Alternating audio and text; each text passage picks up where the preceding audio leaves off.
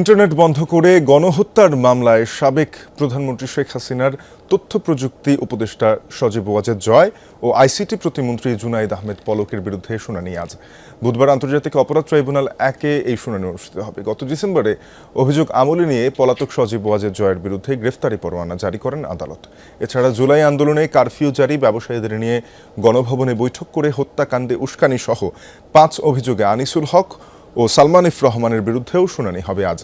ট্রাইব্যুনালে হাজির করা হয়েছে আনিসুল হক, সালমান ইফ রহমান ও জুনাইদ আহমেদ পলককে। এদিকে আন্তর্জাতিক অপরাধ ট্রাইব্যুনাল 2-এ জুলাই শহীদ আবু সাইদ হত্যা মামলায় 23তম সাক্ষীর সাক্ষ্য প্রদানের কথা রয়েছে। এর আগে বুধবার এই মামলায় সাক্ষী দেন জুলাই আন্দোলনের অন্যতম সমন্বয়ক হাসনাত আব্দুল্লাহ।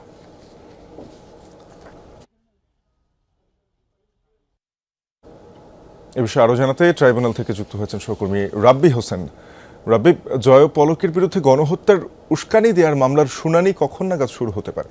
কিছুক্ষণের মধ্যেই এই শুনানিটি শুরু হতে পারে, যেখানে আসামি রয়েছে সাবেক প্রধানমন্ত্রী শেখ হাসিনার ছেলে, তার তথ্য প্রযুক্তি উপদেষ্টা সজীব আহমেদ জয় এবং সাবেক আইসিটি প্রতিমন্ত্রী জুনাইদ আহমেদ পলক। মূলত তাদের বিরুদ্ধে যে অভিযোগটি আনা হয়েছে যে জুলাই আগস্টের আন্দোলন চলাকালীন সময়ে টানা 10 দিন সারা দেশের ইন্টারনেট বন্ধ করে গণহত্যা চালানো এবং গণহত্যার তথ্য লুকানো সহ 3টি অভিযোগ আনা হয়েছে তাদের বিরুদ্ধে।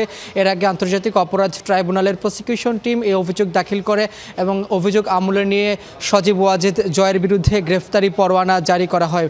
মূলত তাকে আজকে গ্রেফতারি, যেহেতু তিনি পলাতক রয়েছেন এবং গ্রেফতারি পরোয়ানা যেহেতু জারি করা হয়েছিল, আজকে তার বিরুদ্ধে পত্রিকায় বিজ্ঞপ্তিও জারি হতে পারে, জারি নির্দেশ হতে পারে, মূলত যেহেতু তিনি পলাতক রয়েছেন। এবং আজকে আরও একটি মামলায় যেখানে আসামি রয়েছে সাবেক মন্ত্রী আনিসুল হক এবং সালমান এফ রহমান, তাদের বিরুদ্ধে 5টি অভিযোগ আনা হয়েছে। সেখানে রয়েছে গণভবনে বৈঠক করে কারফিউ জারির নির্দেশনা দেওয়া, পাশাপাশি শেখ হাসিনার সঙ্গে ব্যবসায়ীদেরকে বৈঠক করে এই হত্যার উস্কানি দেওয়ার মতো এরকম 5টি অভিযোগ আনা হয়েছে তাদের বিরুদ্ধে।